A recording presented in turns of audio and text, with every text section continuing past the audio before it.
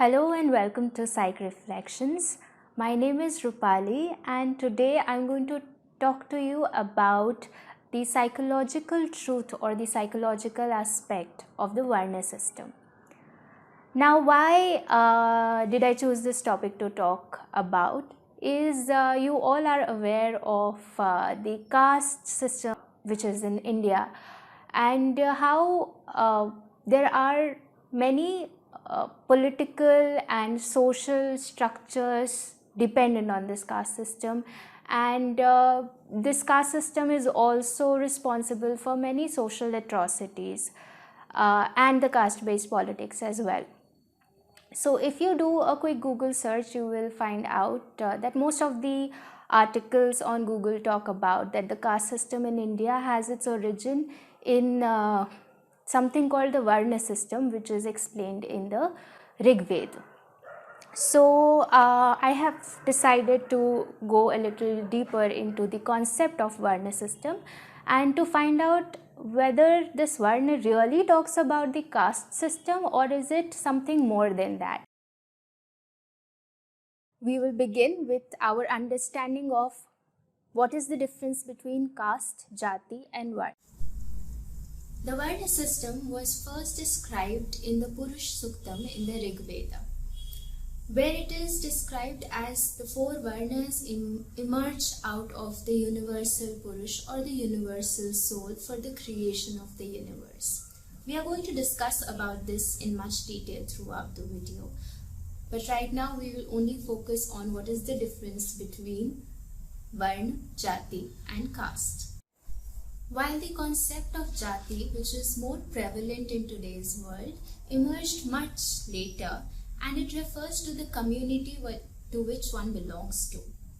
Whereas the term caste was introduced somewhere after 1821, which tries to establish the given jatis under larger categories or systems. So this is the basic difference between Varna, Jati and caste.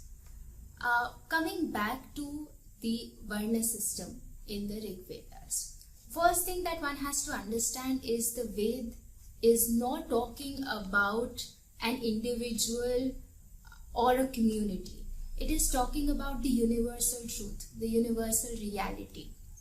And the Vedas established that there is one singular reality that is omnipresent, omniscient, which is called the Brahman. And out of this Brahman bursts forth the entire universe or the entire creation. Now this one single reality, when it decides to enter into creation or manifest the creation, takes a double fold or a dual aspect of Prakriti and Purush, where Purush is the universal soul and Prakriti conscious force of this universal soul. Please make it a point that Prakriti and Purush does not represent the gender aspect of male and female. It represents the soul consciousness and the soul force of the creation. Now the Purush Suktam is a Suktam or a verse dedicated to this universal soul and the aspects, and it talks about the various aspects of the universal soul. Coming to where Varna has been described in this Purush Suktam, it goes something like this. Brahmano asya mukhmasita bahu rajanyah kritah uru tadasya yadvaishah padabhyam shudro ajaryata, which can be translated as, from his mouth came forth the Brahmins, and of his arms were the Kshatriyas made. From his thighs came the Vaishya, and his feet gave birth to the Shudras. Now, when we are looking at the universal cosmic soul, the cosmic soul gives birth to cosmic principles and not just human beings. So here in the Purush Suktam, it is talking about the cosmic soul and his universal principles which are giving rise to the whole creation and helping into the manifestation. So the Brahmin Kshatriya, Vaishya and Shudra are the four principles of this universal soul. Now, what are these four principles, and are they only found in human beings? No, of course. But once we discuss what are these four principles, you will realize that it is not just in humanity that you will find these four principles working, but throughout the whole creation.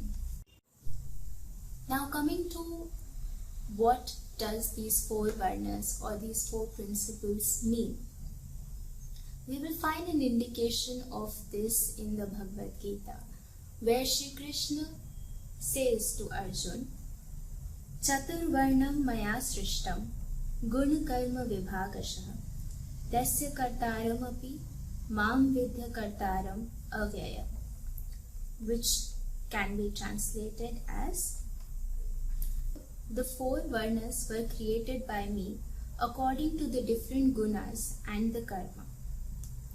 So, here we find the reference to what are these four varnas representing. Four varnas are decided according to the gun and the karma, which is the work. Now, what is a gun? A gun is a quality of nature or prakriti. In Veda, there are three gunas: Sattva gun, Rajas gun and Tamas gun. Where Sattva gun represents light and harmony, Rajas represents activity and Tamas represents inertia. Now all these three gunas can be found all throughout the nature. At the most physical material level, you will find the Tamas gun, which is the principle of inertia. This principle of inertia can also be found within your physical body. Principle of inertia means that it gives a sense of restrictness, a sense of inactivity, as well as a mechanical activity to the system, which is what our body has. Whereas Rajas, on the contrary, is the principle of action, is the principle of initiation, beginning, force, which is again can be found all throughout the nature. The last gun, Sattva, is the principle of light, luminosity and harmony. So once you begin or initiate an action, how it has to be worked out, how it has to be completed, and putting the action in the right order throughout the universe is the principle of Sattva. Now all of these principles together create or are manifesting throughout the universe. You see a particular rhythm in nature. The sun rises in the morning and then it sets in the evening. Imagine if there was no rhythm, right? Or if there is a thorough inactivity throughout the day, that the nature refuses to follow any cycle. So these three gunas maintain the rhythms of nature. These three gunas also maintain the rhythms of our own psychological nature. So in reference to the varnas are created, or the varnas represent the combination of one's guna and one's work or the karma, based on which we have the four gunas, which is the Brahmin, Kshatriya, Vaishya and Shudra.